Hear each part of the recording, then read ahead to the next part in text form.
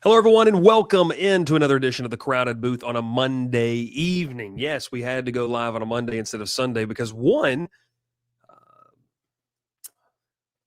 crazy stuff happened on Sunday. Coaching carousel in full effect. So make sure you like, make sure you subscribe as we get ready to talk a little bit about college football and the coaching carousel. We will talk about officiating, though. Will have his own segment as we lock it tonight. Make sure you like, make sure you subscribe. Thanks for hanging out with us as we get ready to talk about a fun Week 14 conference championship weekend on deck, bowl season, coaching carousel, early signing day, and the transfer portal just a month away. Happy December. Let's rock and roll. Thanks for watching. Pile in here and make yourself feel at home. The crowded booth is coming on. The Crowded Booth with Bryce Koon.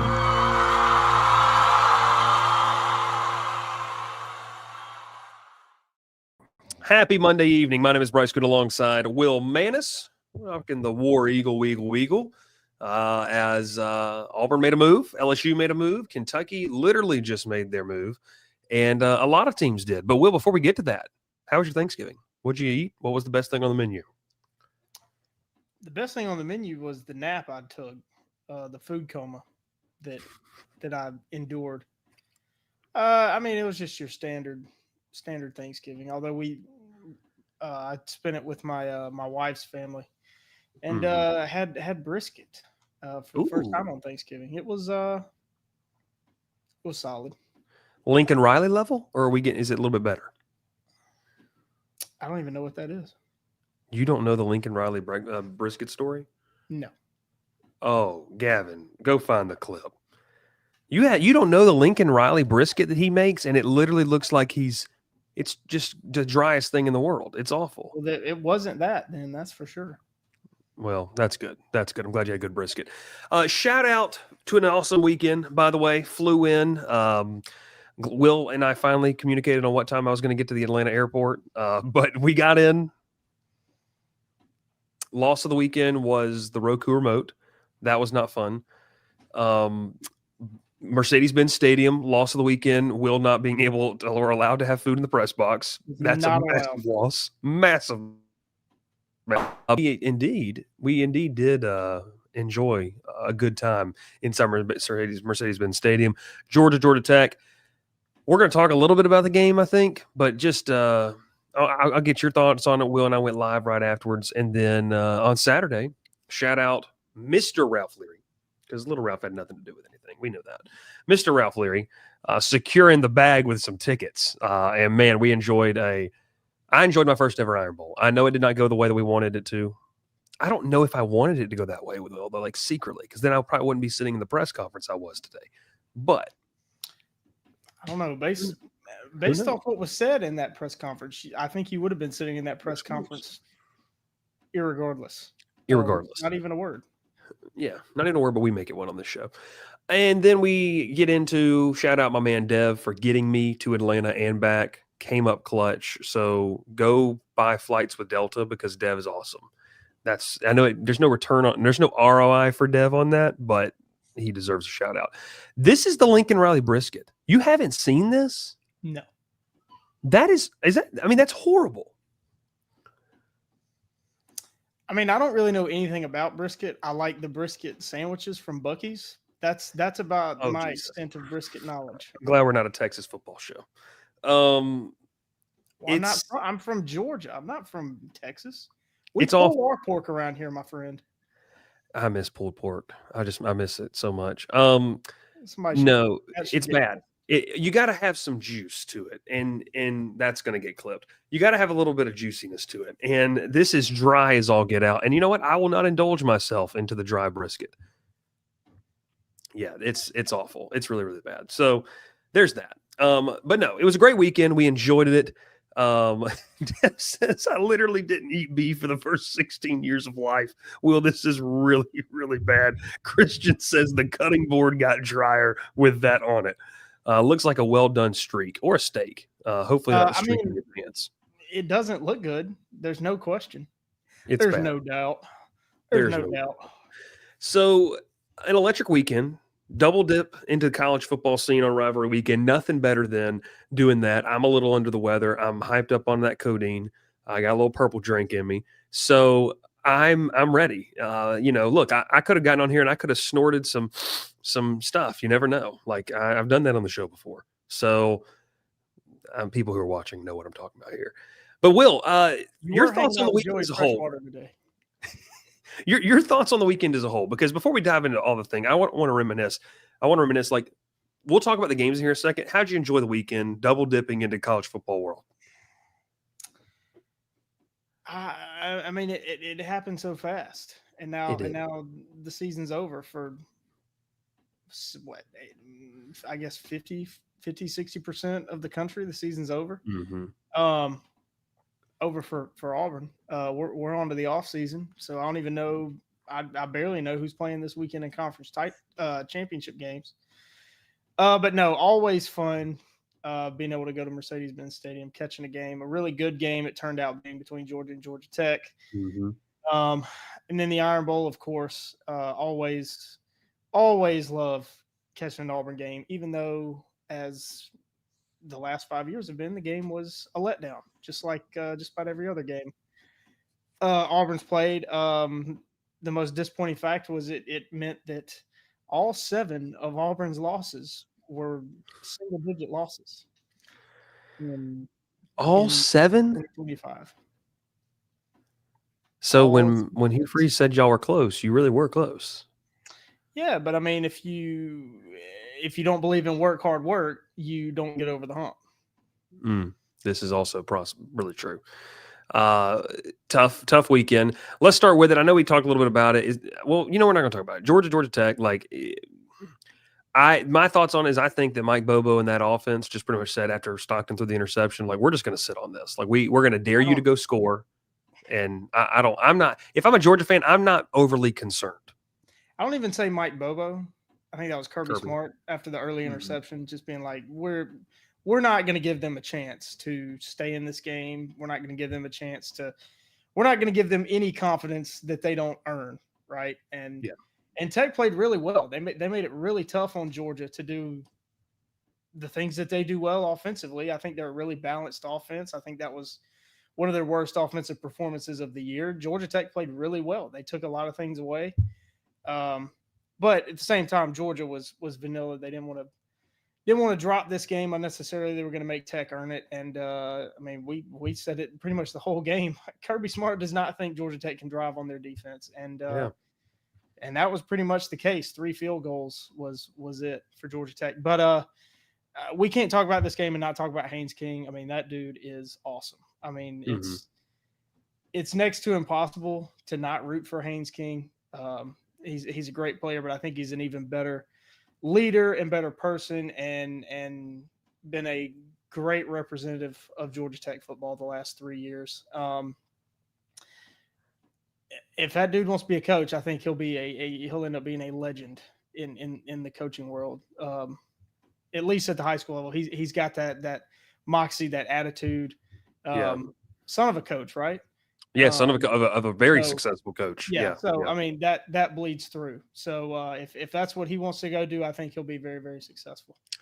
I'm going to go ahead and throw out this shout out Lou Groza finalist Aiden Burr. As a Lou Groza voter, I did throw Aiden Burr into the winner. He's my winner of the year. So there we go with that. Matty I says the future is here now. We'll talk about more about that later this week. On got a couple thoughts on Georgia Tech going forward in the bowl game. What can you learn? No, Will. Look, let's flip it over to the Auburn game. Look, I don't want to do anything but say this. Here's my public proclamation. So, Will, get ready. Gavin, hit the mark because this is where we're clipping this. 2 months ago, when Georgia played Auburn, I didn't get to watch the game in person or even sit down in front of it. It was on. I think LSU was playing. I don't remember who they're playing. Maybe South Carolina at the time, whoever it was. And all I can tell you is what I watched in replays wise. I didn't get to watch it live. And a lot of the question was, hey, they got, hosed on that, goal line fumble or whatever it was. And Will, you can remind me that maybe there were a couple other plays that just seemingly did not go their way, that didn't necessarily determine the game, but they affected the way you got to the outcome that you got to. And maybe that's the same thing. But Saturday was some of the most egregious officiating I've ever seen. And I completely 110% understand and agree why Auburn fans think it's rigged. I've never been a conspiracy theorist. That was ridiculous. The 3 calls that stand out to me. Let's go to the first pass, roughing the passer call. The one, Will, where they were coming towards us. And it's the long play or whatever it was, the incompletion. The targeting? I don't even think they call it. The targeting calls. Yeah, so the targeting call. Booth initiated. Booth initiated targeting call. That was ridiculous. Absolutely ridiculous. And I told you this when it happened. Jaquez Robinson, because that happened, his college football career is now over. So great job, NCAA. Great job, SEC. Great job, refs. Ended a kid's career in the middle of the biggest game of the season. Ridiculous. Absolutely ridiculous. Now, there's 2 points to that. I think we need to revisit, I will continue to say this each and every single year until it happens, how we dole out punishments for that penalty. Because what you just stated is absolutely ridiculous. The penalty also needs to be revised in how we are calling it. We've been saying that over and over again. It's awful. I go to then the roughing the passer call. Now, and please remind me who hit him. I don't remember. It wasn't Xavier Atkins. It was Xavier Atkins. Okay, so Xavier Atkins hits Ty Simpson low. He's falling to the ground after being pushed. What is he supposed to do? What do you want the defensive player to do? He cannot hold up. He is literally, gravity is taking the ground. It's ridiculous. I understand, and I know that you've said on previous shows could care less about player safety, but I do understand why going low is not something that you want to do. If it's intentional, call the penalty, but have some gauze on the ability to be able to look at something and some awareness to see whether that is happening. Review the penalty if you want to. Make roughing the passer calls reviewable. I thought it was ridiculous. Absolutely ridiculous. That targeting / call was dumb. The worst one, it's 3rd and 7, 3rd and 8. I don't remember who it was called on. Sylvester Smith,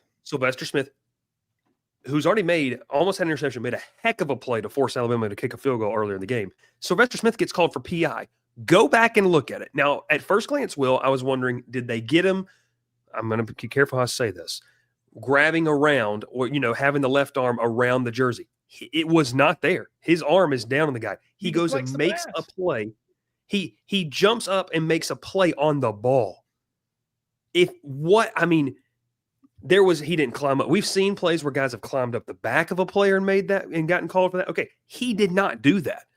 That drive is extended. I believe there were 30 yards of penalties on that allowed Alabama to go get the game-winning touchdown. The best part about that pass interference call, the back judge from 30 yards away involves himself in the play and throws the flag as far as I've ever seen a referee throw a flag and say that was pass interference. It's a joke. That was on 3rd down. The roughing the passer on Xavier Atkins was on 3rd down. Those 2 plays extended that drive. They were on the same drive. It won the game for Alabama. It won them the game. Yeah. So, you saw it. It's what I've watched all year.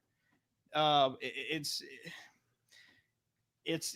going to have a difficult time convincing me and convincing other Auburn fans that at least for 2025 that Greg Sankey, the SEC office, decided before the season, we don't want Auburn representing the SEC in the playoffs, SEC title, whatever it could be, because this roster is good enough to do it. We don't want that to happen. And, I've made this argument to people all year long. They say, well, I don't know how you can do that because you have to have so many people on board. And I said, you don't. You get the officials on board. That's all that matters because they're not held accountable. They don't have to explain anything. They just throw flags and make calls. They don't have to face the music after games. It's not like the ACC and the Big 12 when they're reviewing plays, you get the audio of what the officials are discussing, what they're seeing in a review. There's no accountability. There's no transparency. So all Greg Sankey has to do is say, hey, we don't want Auburn, do what you got to do, but we don't want Auburn in there at the end of the year. And it's really gross being an Auburn fan and knowing that and seeing that. And then Greg Sankey gets what he wants, gets what he wanted all along. I didn't watch that Texas A&M game because I don't know. So I don't know what happened in that game. We were driving back from Atlanta, so missed that completely. Didn't go back and watch it. But Greg Sankey got what he wanted. Georgia and Alabama are playing again in the SEC championship game. They're the two biggest brands. I do not think these are the two best teams in the SEC. I think Alabama is third or fourth best team in the SEC, quite honestly. But they're going to play for the SEC title. So good for Greg Sankey. He gets what he wants.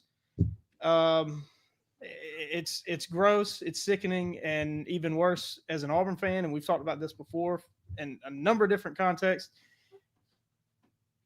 It makes it hard to watch your team and be confident that your team will be there at the end when your two biggest rivals are the crown jewels of the powers that be in the SEC. Yeah, I've long been saying and pushing back maybe against what you have said of that there's an agenda, I guess would be the best way to put it. There's an agenda set forth, and we're gonna toe the line. And when I say we, like the SEC, we're gonna toe this line of trying to not make it too egregious, but we're gonna those 50-50 calls are gonna go the way of the favorites. And I guess, just being in the stands, wearing Auburn gear, I mean, you realize how soul crushing those calls are. Like, I think that was the biggest thing for me. And maybe I haven't been, because I've been behind the glass wall of a press box and been made to be, a impartial media member. So maybe I've lost a little bit of that. And maybe that's why I haven't. And this is an apology to maybe some of the Tech fans. Maybe I haven't been as attentive to some of those things because of that place that I hold. But watching that, I mean, feeling when you're in the stadium and stuff like that happens, the life gets sucked out of it.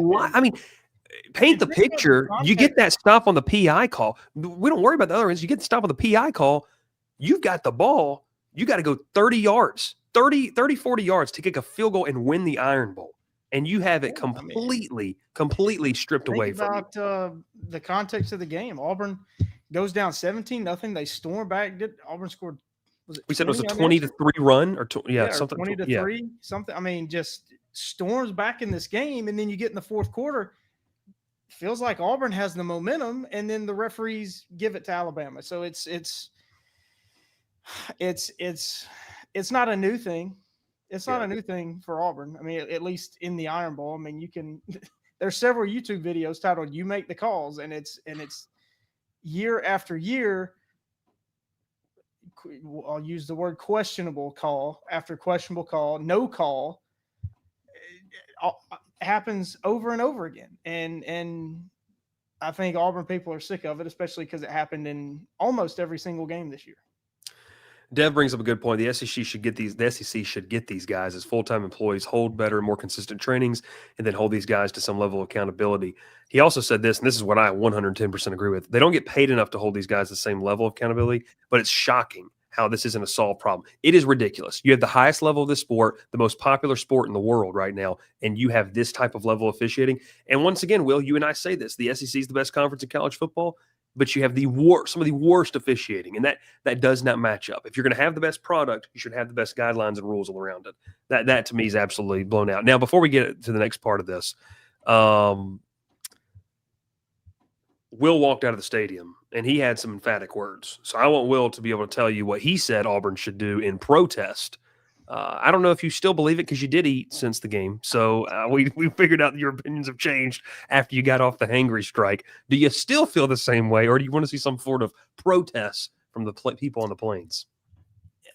I think if the same thing happens next year, because, I mean, if Auburn can keep this roster together, there's enough talent to contend again on the roster. The roster is good enough. I want to interrupt by saying the amount of times that Will screamed at the Iron Bowl because I'm sitting next to him, oh, keep this roster together. Keep this roster together. Well, that was in protest of who everybody thought the coach was going to be leading up to kickoff. Fair. But no, there's enough talent to be good enough to at least be in the conversation. If we're here at December 1st, 2026, talking about the same things,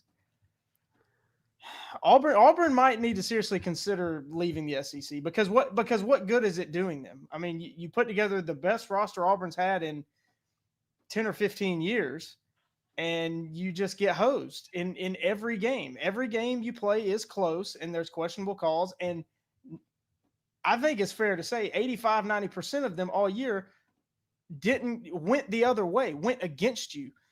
And so I like I say, if this is if we're talking about this in a year, may need to start having the conversation, because what good is it doing? I love it. I absolutely love it. But we learned a lot of things over the weekend. We learned that officiating is really bad. I did in person, and I also learned the Elijah Melendez, Auburn linebacker, fan of banana pudding. So that is what I learned on this lovely weekend on the Plains. No, it's a great place. Auburn is a fantastic place to go watch a game. An incredible fan base.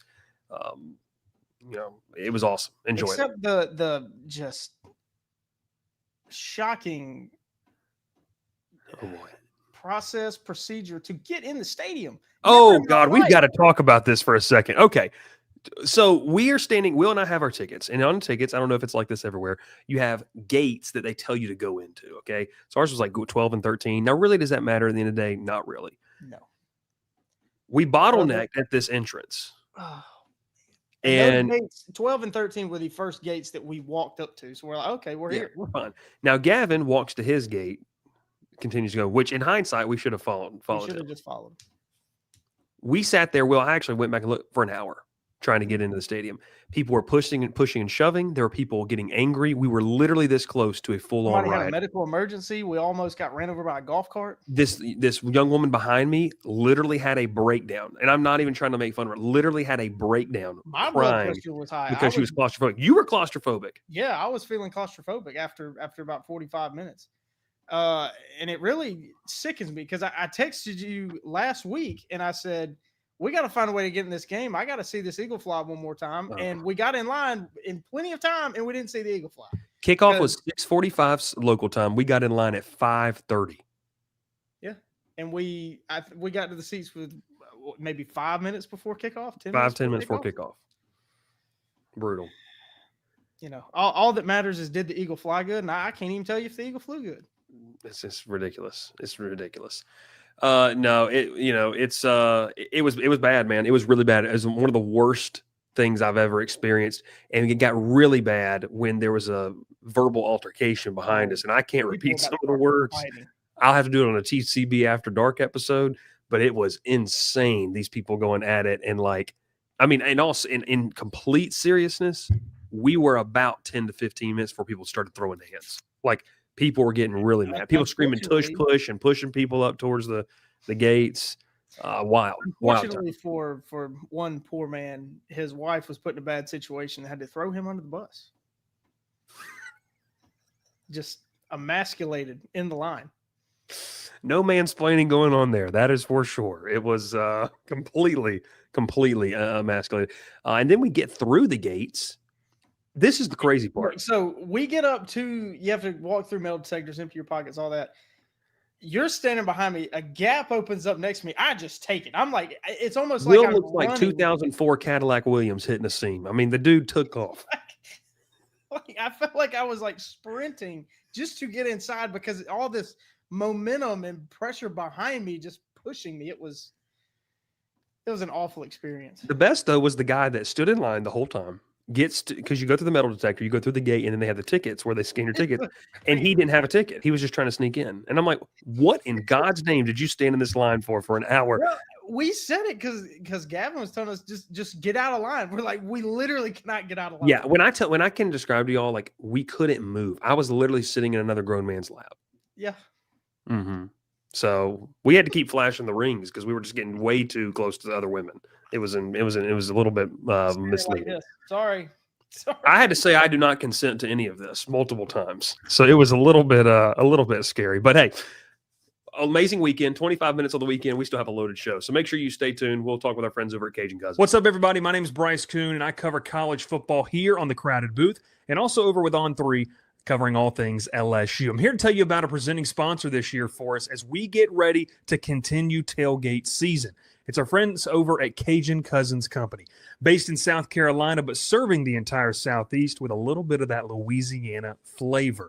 Now, listen, they've got great products. They've got some great merch, including this awesome hat for you LSU fans that I'm rocking right now. But today I want to tell you about something that's going to maybe spice up that tailgate or that event a little bit more. It's Cajun Cousins pepper sauce. Make sure you try it out. Whether it needs to go on the po' boy, whether it needs to go on the fish, or even in some of that jambalaya, make sure you let them know the Crowded Booth sent you and head over to CajunCousins.co.com and get what you need today. Whether it's a family event, whether it's a part of that tailgate here in football season, Cajun Cousins Company is the way to go. All right, we welcome you back into the show. Let's talk coaching carousel. So let's get to it. Let's start off with what happened down here on the Bayou as LSU pulls off the coup. Lane Kiffin heads to LSU. It was, baby. It was. They went up there. They sent 2 private jets, said anyone who wants to get on can come down here. Ole Miss fans are coping, saying nobody got on there. By the way, they just signed Charlie Weiss to a deal. So Charlie Weiss is junior's the OC.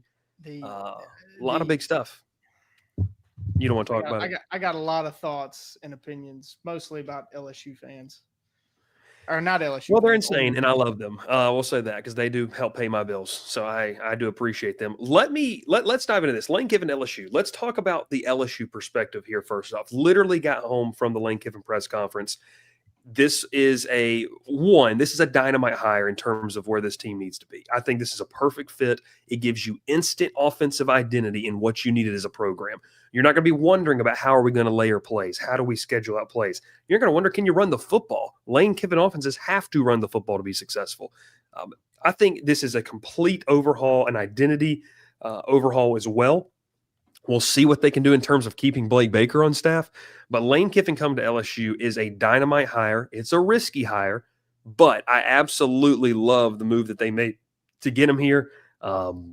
It wasn't easy. Verge Osbury, the athletic director, said in the press conference today, he said there were a lot of twists and turns. It always wasn't the cleanest path.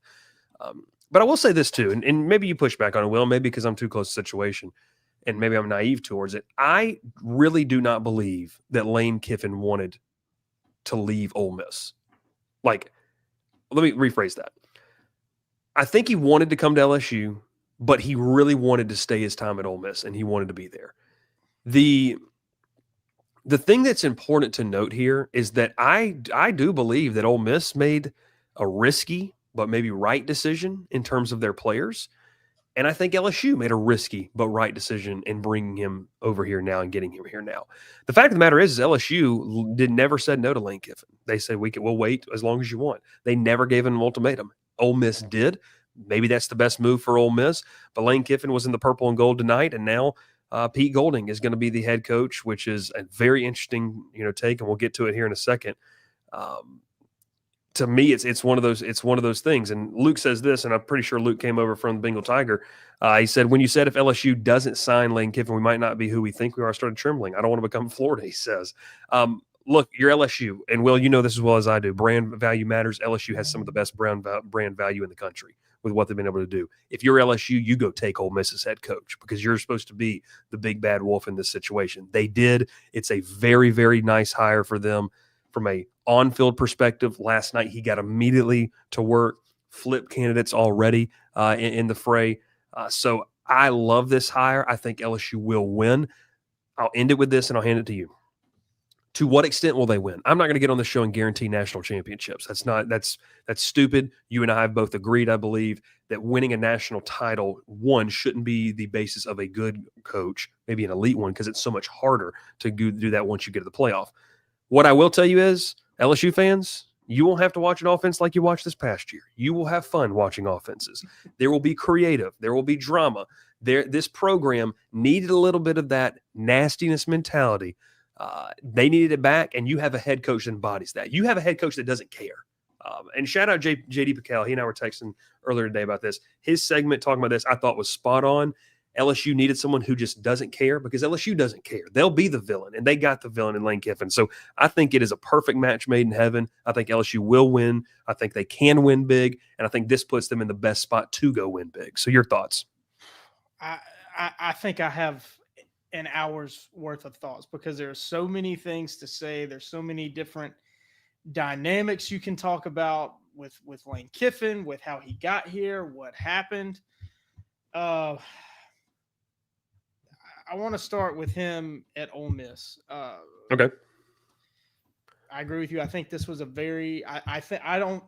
He's known to troll. He's known to say things, kind of pick at people, get under their skin. I really, really think that this was a very difficult decision for him to leave Ole Miss. He has taken Ole Miss to places where it has never been, at least in modern college football. It's been 60 years since they won the SEC. I mean, even won the SEC since they've had national level success. Been a very long time, and he's done it his own way. He's completely adapted to college football. He's changed his offense. Of course, this was before he got there, but we have seen the growth of Lane Kiffin. It has been up front in our faces like no other coach ever. It comes with this guy. He became the Raiders head coach at 35? Yeah. Crazy. His first head coaching job, he's coaches the Oakland Raiders. Goes to Tennessee, goes to USC. I say all that because he's been at these big places. Alabama's an offensive coordinator. These big places, these big brands. Tennessee at the time, he replaced Philip Fulmer, who got Tennessee to their peak, right? So he has been to these places and these programs that don't take a backseat to anybody. They get what they want. They get who they want, when they want, in their own terms. I think he saw in his 6 years, five seasons, right? 6 years at Ole Miss. Yep. Hired him December 2020. He was there in the COVID year, actually, I believe. Okay. They went 5-5 that year, I think, which was a weird year. But yeah, to your point. Yes.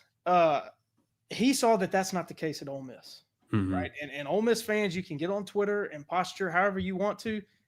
That's the reality. And he alluded to it really the last 4 years. Say what you want. Had a lot of people try to tell me that this is not true. He signed some sort of memo of understanding to go to Auburn 3 years ago. He did, yeah. And chose to not continue down that road. So, and he's even said it almost weekly the last 3 years at Ole Miss that, he talking about needing the fans to get there. That's never been a problem anywhere else at these big places he's been. He's missed out on guys in the portal. He thinks that's because of a brand thing, not a Lane Kiffin thing. Now, we'll find out if it's a brand thing. And he said that in his press conference today. It's like, when that portal opens, I am confident, because he couldn't say that he knows or he's sure. He's confident that with his name now tied to LSU, he can get whoever he wants. And I would agree with him. And there's so many different things. Saw a comment from Joe the Pilot saying, well, if Alabama opens, he'll go to Alabama. I'm not so sure, because you know who helped tell him to go take this job? Nick Saban. Nick Saban said, you need to take the LSU job. And coaching is all about timing, and it's all about opportunity. This is probably the biggest opportunity he's had since USC, and I would say it's an even bigger opportunity because as bad as LSU was this year, this is an anomaly, right? I think USC had a few down years when he took the job. LSU's had one, and it's really because LSU drove this season off the rails on its own. I think if you just stay the course for Brian Kelly, you probably go 9-3, maybe. I don't know. It had gotten so bad. You probably don't go 7-5, right? You probably don't go 7-5.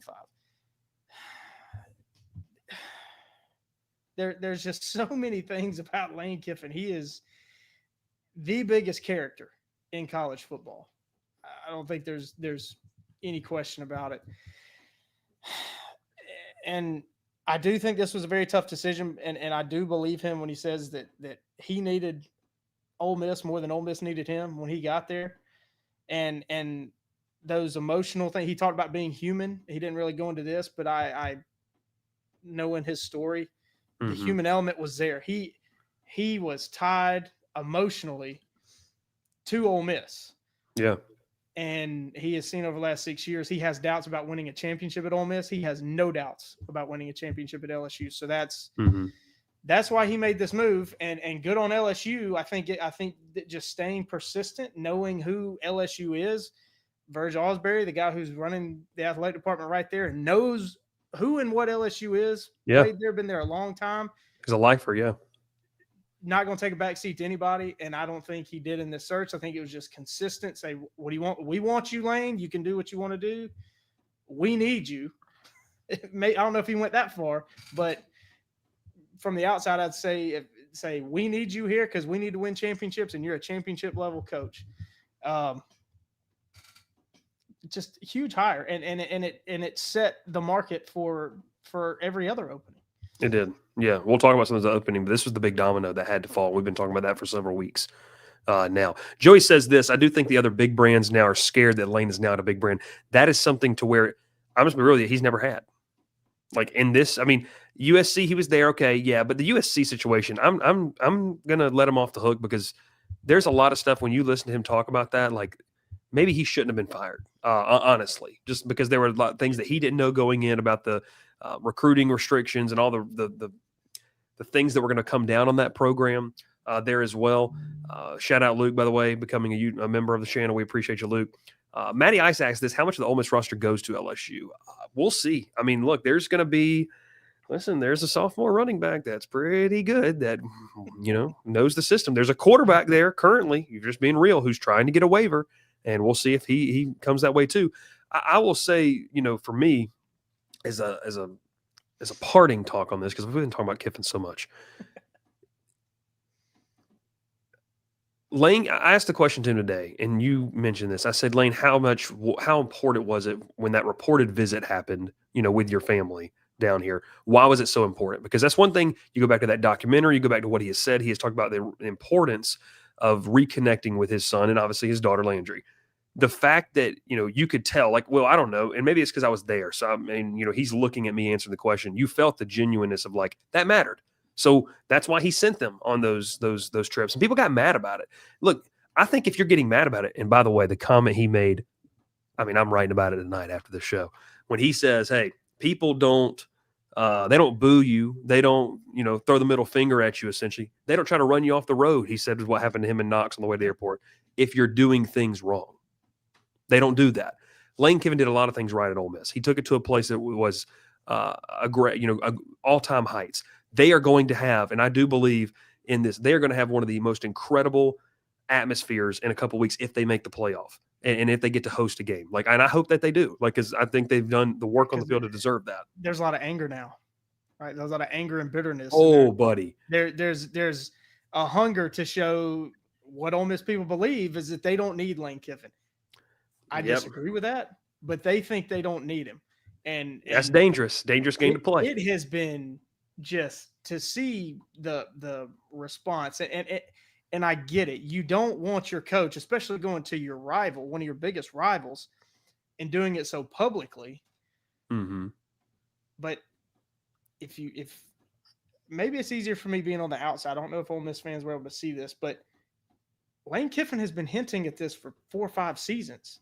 About issues, about problems. Like I was fully convinced he was coming to Auburn, 3 years ago, after the Egg Bowl. I think it was the Egg Bowl. He's given his press conference and he makes a comment about the roof leaking. What SEC football building has a roof leak?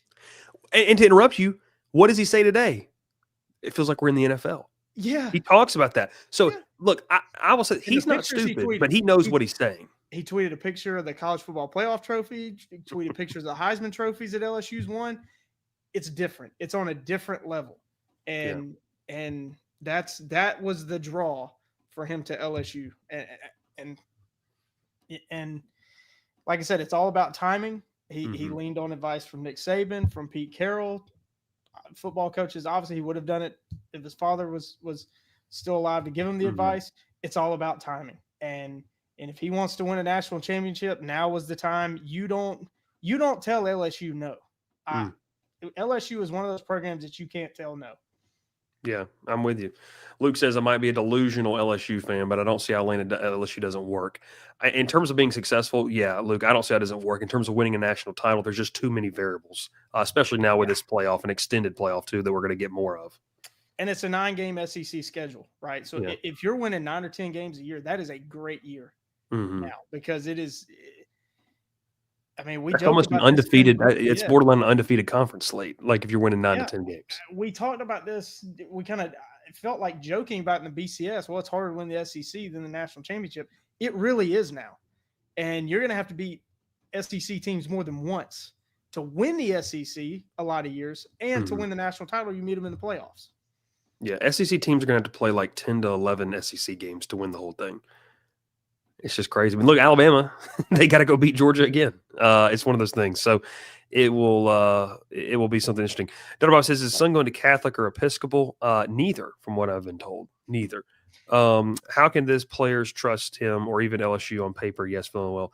Well, because I think you have to understand this is a business. Like, that's the biggest thing, too. He has a better job opportunity. Now, if you want to have a conversation about Ole Miss not being a better job, well, you're wrong. So, I mean, like, in terms of the grand scape and the focus of what this is, he feels like it's a better opportunity for him. What person wouldn't do that? Also, the money was virtually the same. Yep. Lane Kiffin said multiple times, Will, you mentioned this. All the press conferences he's had leading up where he has complained about certain things, the press conference 3 hours ago, he said all of those things and why it was right for LSU. He said, I haven't left yet because I haven't found somewhere that had everything right. And the biggest thing was alignment, where LSU presented NIL opportunities, where they presented player personnel things, where they presented, this new AD, all that kind of things. I don't know what the situation was at Auburn. Maybe we can talk about that someday in terms of what it is. But for whatever reason, the things he's complained about, he found here. So we'll see if it works. I don't necessarily know. Winning fixes a lot of problems. Lane Kiffin will probably win enough games. Like, the fallout now of Ole Miss is like everybody's saying, oh, look what Lane Kiffin did, which if that's news to you, I think you've been living under a rock, that he's the way that he's lived his life off the football field. I think that's fair to put it. Yeah. When you're winning, that stuff doesn't matter as much. And I think he's going to win. Yeah. Right, because he understands recruiting, he understands the transfer portal, knows that you got to have the NIL commitment. It won't be because he doesn't have talent that he won't win. Yeah. LSU said this roster is going to look like Dollar General compared to next year, is what I heard. 25 to 30 million is what they're going to pump in here. GT fan, Knox Kiffin. I'm going to say really, I don't know if you're trying to troll, but that is, that follows. They might get a Butkus finalist. Shoot, they might get a new DC. Sad for me. We'll see. Real quick, if you're an LSU fan, make sure you check out our friends over at Section 103, presenting sponsor all season long. You can get that new LSU gear just in time for the new head coach in Lane Kiffin. Section 103, it's code TCB10. You can utilize it for LSU, Georgia Tech, Kennesaw State, Georgia Southern, and they're continuing to expand their market. They've got a good deal going on right now, Cyber Monday, for 20% off. You can use that code Cyber Monday. If you don't and you miss out on that deal just in time for the holidays, use code TCB10 for 10% off your order today. Okay, so back to it. We've got our property taxes. Dr. Bob, you know the answer to that. You're trying to rile people up. You're smarter than that. I know that for a fact, by the way. So let's talk about it, Will. I want to hold Golesh because I want to talk more about that. So let's do quick hitters. Ryan Silverfield to Arkansas. Listen, he beat Arkansas this year. I'll say this. Arkansas fans, you need to calm down. You need to calm down because you got to take a look at it. I don't know if they do. Okay, but let me say what I'm saying. I want to hear what you're saying. Who do you think you are? Like, respectfully. Now, I think who do you want to be and who you are two different things. Two different things here. I think Ryan Silverfield is a solid coach. It is obvious, and I said this from the beginning, to me, Arkansas should have gotten Eric Morris. That, to me, I think it would have infused a lot of excitement. Ryan Silverfield has been one of the more longer tenured American Conference coaches, and our friend Dr. Bob has repeatedly said that Ryan Silverfield underperforms. I will say this, though. He knows the area. He brings stability. It might not be the sexy hire, but I don't think it means that it can't be a consistent hire in this conference. Arkansas is probably, and this is not my words, Trey Biddy of Hog Sports 24/7 does a fantastic job. He went out and said Arkansas has the worst football program in the SEC. So take that, Will. He says that they have the worst program in the SEC. They went and hired Ryan Silverfield. Fans are trying to revolt against this. I just question, who do you think you are? Like, who were you going to get? Like, seriously, because Sumrall reportedly told you no. They thought they were going to get Dabo Swinney. Well, that's insane. To me, with there, it's one of those things where I just kind of sit here and say this. I don't think Silverfield's a bad coach. Just talking with some people about what he's been able to do at Memphis. They've been a consistent top group of 5 team. There are some things maybe to be concerned about his record against top teams, but then you have to ask yourself, is the talent gap, and this is real, Will, is the talent gap at Arkansas that much different than the talent gap at Memphis in terms of what you can bring there? I think it is, but how much does the SEC logo matter at a place like Arkansas? We'll see. I'm not trying to demean it. And look, Luke says this, Silverfield's hot on the recruiting trail. They've had a couple flips here. We'll see what happens.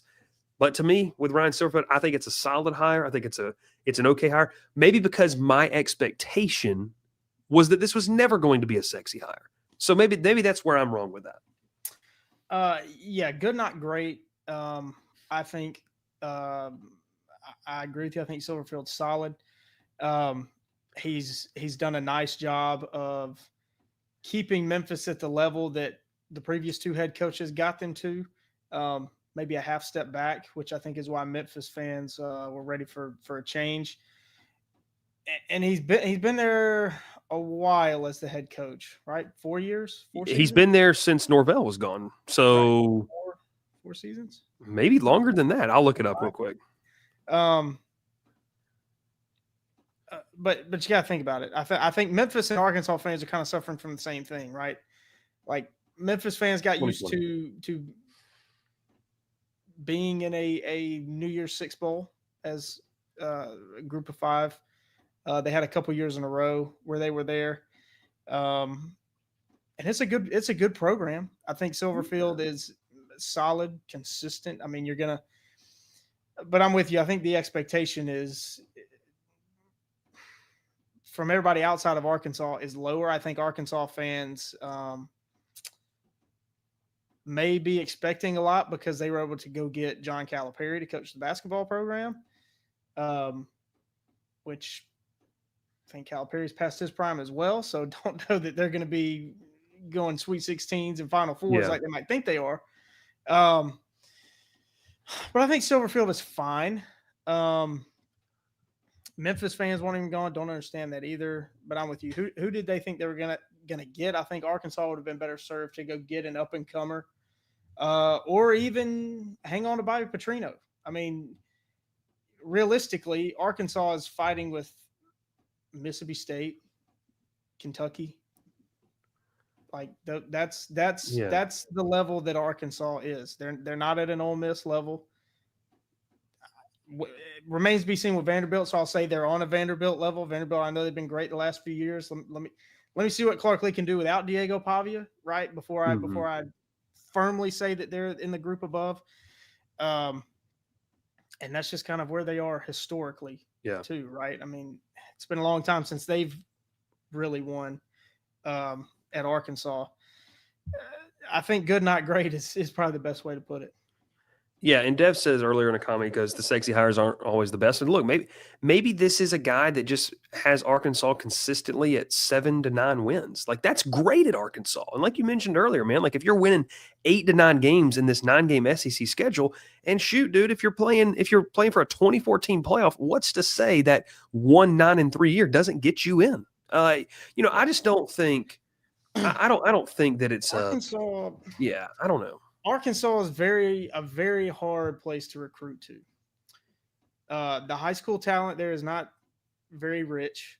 The top players almost always are going out of state: Texas, Oklahoma, LSU, some Ole Miss. So you're kind of fighting for players that aren't highly rated like that, right? So and you don't have a fertile recruiting. Like Arkansas does not boast a fertile recruiting ground. You got to really hit on your evaluations. Mm-hmm. That's why I think you have an advantage in recruiting. Going and get a guy like Ryan Silverfield from Memphis. I see Dr. Bob and Joe the Pilot back and forth talking about the money, the donor base.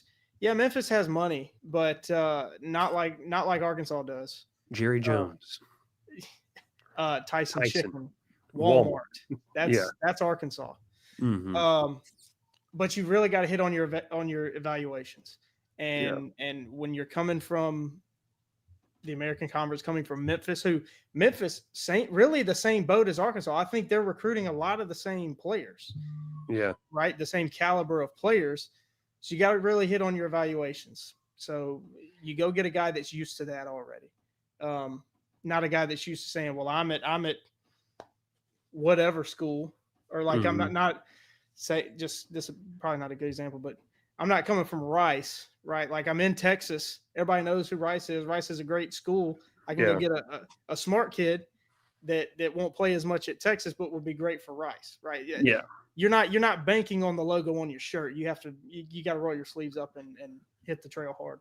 One last thing. I think Luke brings up a good point. This is where I would have gone with it. Arkansas should know what Kentucky did. Kentucky just hired Will Stein. They went the up-and-coming offensive coordinator route. I don't think Ryan Silvert's a bad head coach. I think he's a really good coach. I think he's a solid head coach.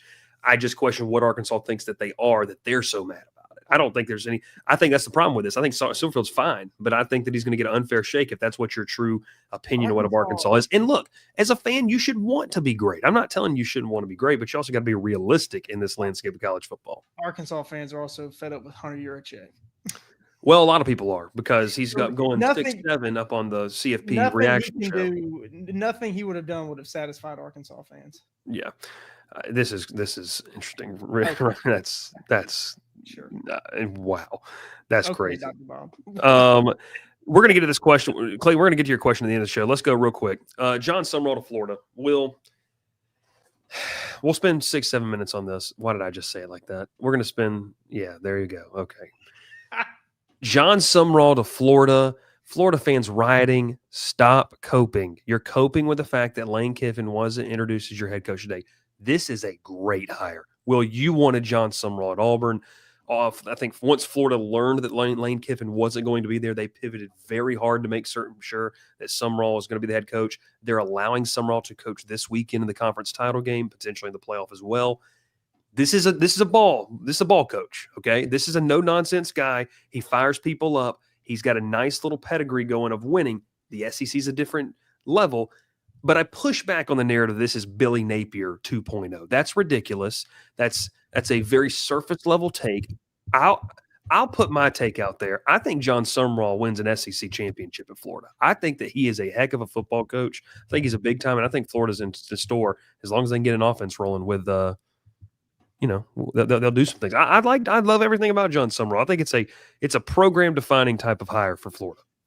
Well, since we're talking about the coach that turned down Auburn allegedly, I can't endorse that he'll win an SEC title. Can't go that far. I think he's a great coach. I really wanted him because of his winning pedigree. Scott Strickland, it was one of the first things he said about in his press conference. He's been a head coach for 4 years. He's made a conference title game all 4 years. Yeah. 2 years at Troy, 2 years at Tulane. He's won quickly and won at a place, especially Troy. They were good under Neil Brown, really good, actually. Took a step back. Chip Lindsey, really, they went back to being bad, and then Sumrall got them good again. 2 back-to-back 12-win seasons. So he can turn it around quickly. He's done it before. Really good coach. The revelations, and of course, I only know the Auburn side of it, that have come out from those negotiations and led him to not take the Auburn job, have made me question a lot of things about him. Like I say, only hearing one side of that story, and it'll probably be the only side we hear. Yeah. Coaches don't normally go out and talk about their negotiations. Lane Kiffin said he doesn't even know what money he's making today, so there's that. Lane Kiffin's a unicorn, so he doesn't apply to any coaching conversations we have. Yes. It's just very odd the way things broke down between him and Auburn, and things about him personality wise, mentality wise that make me hesitant. Of course, I could just be jaded because he didn't pick Auburn. I that could very well be why I feel this way. But he's not Billy Napier. That is a fact. He's a lot more substance, I think. Although his press conference today, and we talked about it a little bit off the air, that comparing Kiffin, Golesh, and Sumrall's press conferences. Felt like a lot of fluff from Sumrall, but there's probably a lot of people, especially Florida fans, his new fan base, that don't know really anything about him. So he's really got to come and introduce himself. Yeah. So it seemed like kind of just a lot of fluff, which is interesting, kind of an interesting route. There was a lot of non-football talk from him, which I did not expect. But it's a press conference. Doesn't really matter. Like Billy Napier said, spot the ball. Got to spot the ball. And he's just talking. So I don't know. He'll be better than Napier, I think. I'm not going to sign off on your prediction that he'll win the SEC. I'm not going to go that far because he's got a lot of work to do at Florida, because Florida is very, very far from what they should be. But I think he is the type of guy that can build them back to being a contender for sure. Yeah, I like John Sumrall a lot. I've liked him for a long time. I just think that he does things the right way and he handles his business the right way. And he said Ralph is now a Florida fan. I don't know. He did wear Auburn stuff on the other night. I mean, it's just he's a football coach, and at the very minimum, I think I'll say this: I don't think Florida will be embarrassed or embarrassing to watch, and I think that they will have competent leadership. Joe the Pilot says Auburn boosters want control, and John said not happening. If you don't think, also Rich coming from a Georgia Tech fan, if you don't think that these big time programs, the people giving the money, are not in the ear of the coaches, you got another thing coming. And if John Sumrall really thinks that he's going to be left alone, he is going to be sorely disappointed. The story is I'm guessing the big Florida booster, don't know the name, talked Urban Meyer into calling him up and assuring him, yeah, you'll have full control. Nobody's going to be telling you what to do. No. If John Sumrall doesn't think if he loses a couple games and Urban Meyer's going to be calling him and giving him suggestions on how to turn things around and win games, yeah, he is going to be sorely mistaken. So it happens everywhere. These coaches are not going to be left alone. Lane Kiffin is not going to be left alone. He won't be. There'll be people giving him their opinion, whether he wants, and he probably doesn't want it. That's crazy. That's crazy. But crazy. Yeah. Well, it's that time before we rock and roll. MacArthur Woodworks. Make sure you check them out if you need a gift this holiday season. They do a fantastic job. It's TCB10 for 10% off of your order. And the biggest thing I want to tell you about them is that it's a gift that will mean something for a long amount of time. It's not going to be something that they want to keep hidden away or anything like that.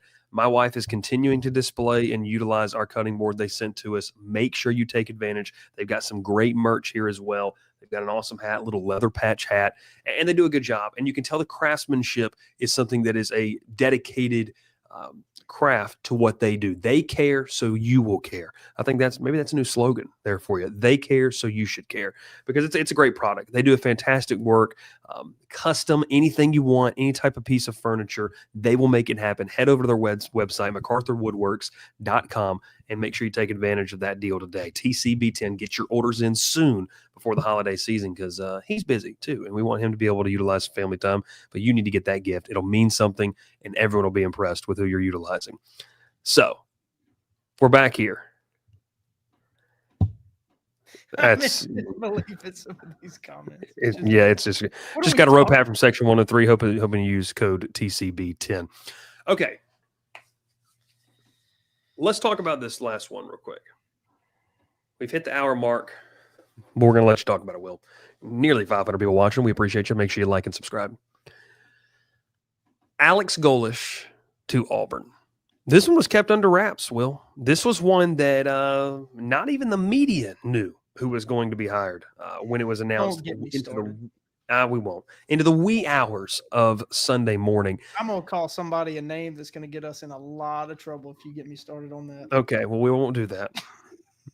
Golesh to Auburn. Now, Will pre-breakfast was not excited at all about this. Choice words were used. Auburn will never be a good program ever again. But he ate, and I think he came around to the fact that after watching the press conference, I didn't even need the press conference. Didn't need press conference. Reading some things. I'm not going to talk about this, Will. This is solely you. Alex Golesh to Auburn. Why will this work, or why won't it work? I think it'll work. John Cohen, the day after he fired Hugh Freeze, whoa, wasn't expecting that. Why you do this? I don't want to be by myself. What is that? What is happening? You want this, so I don't know what's going on. There we go. That's what I was looking for. I don't want it so zoomed in. So John Cohen, he fired Hugh Freeze and said he was looking for a coach with an edge, with a toughness. So it's no question why John Sumrall was the first coach he came to an agreement with. Now, obviously, Sumrall deciding to switch gears and go to Florida. I don't believe Alex Golesh was the first choice or the second choice or the third choice, frankly, the fourth or fifth choice. I think he was a ways down the list. It was very interesting that it seemed that all the coaches that Auburn interviewed all had the same agent, which adds even more layers to this, which even gets me even more excited about Alex Golesh. But you can look at it two ways, and I'll get to that in a minute. Alex Golesh, if you don't know his story, born in Moscow, Russia, when it was the Soviet Union. So Bryce is just back there making faces because he is nervous about where this is what I'm gonna be saying. Yep, and he's nodding in agreement. So his family they fled the Soviet Union, came to the U.S. in 1991. He was 7 years old. Did not play college football, started as a student assistant at Ohio State under Jim Tressel and has worked his way up, climbed his way up the ladder. Coached on both sides of the ball, which John Cohen valued a lot. At least he said so today. He valued it a lot. Knowing that background, that backstory, the fact that he's worked his way up, I think Alex Golesh is a guy that's not going to shy away from difficulty. I think this is a complete 180 culture shift from the previous head coach and the previous culture at Auburn. Like I said earlier, all 7 of Auburn's losses were single digits this year. I think a lot of that has to do with culture. A lot of that has to do with not finishing games. A lot of that has to do with not persevering through adversity. And I think that was a common theme for Auburn football the last couple of years. I think Golesh is a guy that can come in and change that culture quickly. He's got a proven track record of high-powered offenses. He was the offensive coordinator at Tennessee. 2021 and 2022 had top offense in the country. Last year at this year, I should say, at South Florida, over 500 yards per game. South Florida's quarterback Byron Brown threw for 3,000 yards and rushed for 1,000 yards. There's only, I think, 11 or 12 other guys that have done that in the history of college football. So there's a proven track record. There's offense. I think defense is a question mark. South Florida has been great on defense, and remains to be seen what he's going to do at defensive coordinator. But I like this hire a lot, mostly because of the mentality, of the mindset. It's a breath of fresh air as an Auburn fan.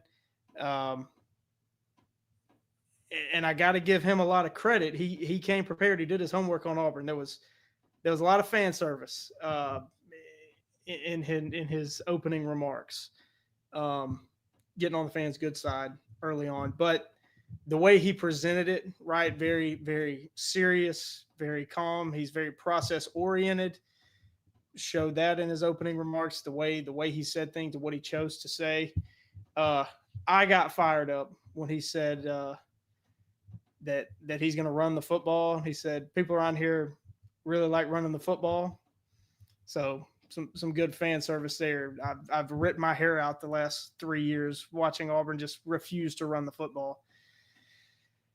So I really like this hire. Really, really like this hire. He's called it a dream opportunity. Really like it. Really like it. I like it too. Now you talk about it because I ran out of things to say. No, I think that the biggest thing for me on this is, and I wrote about this because I wrote a bunch of pros and cons list about for LSU coaches, and I wrote about Golesh, and I thought the thing for me was that he's had a lot of success offensively at different places, and truthfully, he resurrected USF. They were horrible, a 2-win team of the year before he got there, and he made them. I mean, look, they were 1-11. 1-11. I mean, they were horrible, and so from a culture standpoint, Will, and he talked. I saw the social media clip. He talked about responsibility. Like, we're going to have a responsibility to hold everybody accountable here, and I think that's music to the ears, just from some of the things that, hey, even we've heard over the past 24 to 48 hours about some of the inner workings of what was happening. This was needed, right? I mean, look, it doesn't have. It may not be it's not Lane Kiffin, right? And that's fine. Not everyone's going to, not everyone. There's only one Lane Kiffin. Auburn needs stability, I think, at a place that has not really had it, or maybe they've put on the perception that they really have it. They need that. And I think Golesh is a guy who he's obviously hungry. He's driven with what he does. You watch any of his interviews, he's passionate about the craft that he puts forward. And I think that's something that Auburn fans can know at the end of the day. They're going to have a coach who will constantly want to put his best product out there. And I don't think that was the case before. I don't believe that was. I think it's really going to affect him if I hate to say this, I think he hates to lose. And you have to hate to lose to be a coach at Auburn in the SEC and at the Power 4 level. And I think he does, and I think that's a big thing for him. This is an old coaching line that I've used. You probably heard me say it the year we coached together. You have to hate losing more than you like winning. Yeah. If you want to be successful. I think that's Alex Golesh. And that was one thing that I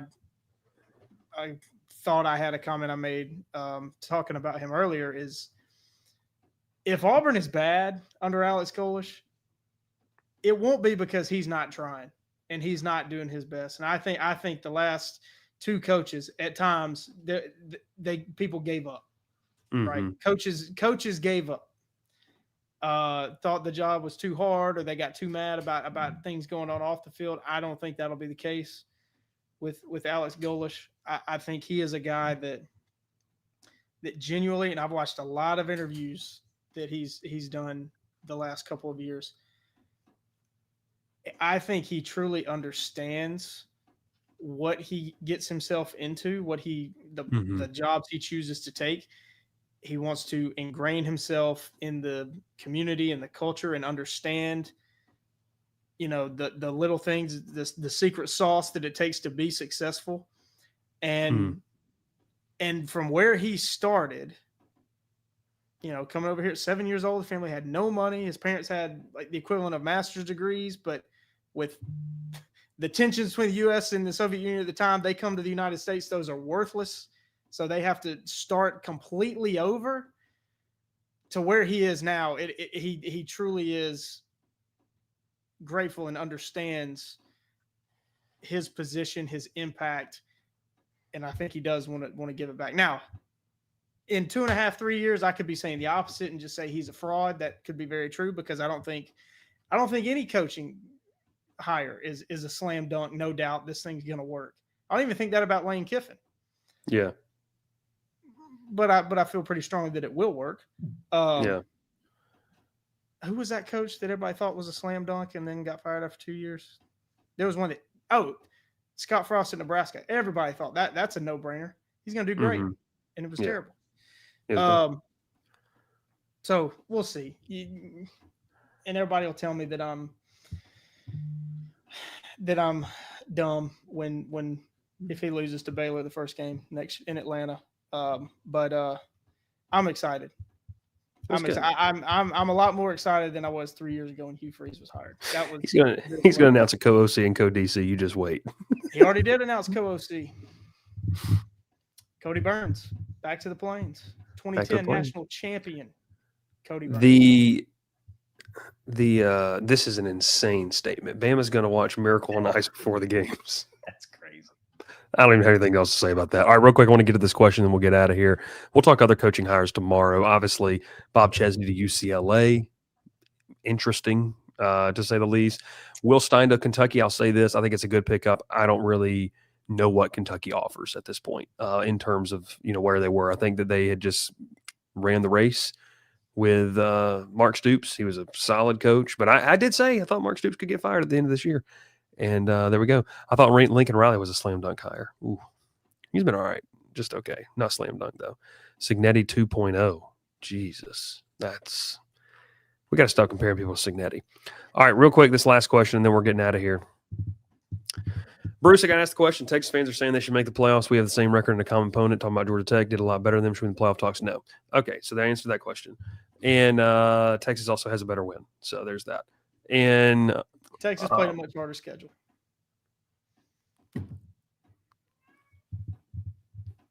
Yes, they did. They did. Tomorrow night, talking a little CFP reaction. Where's everyone ranked?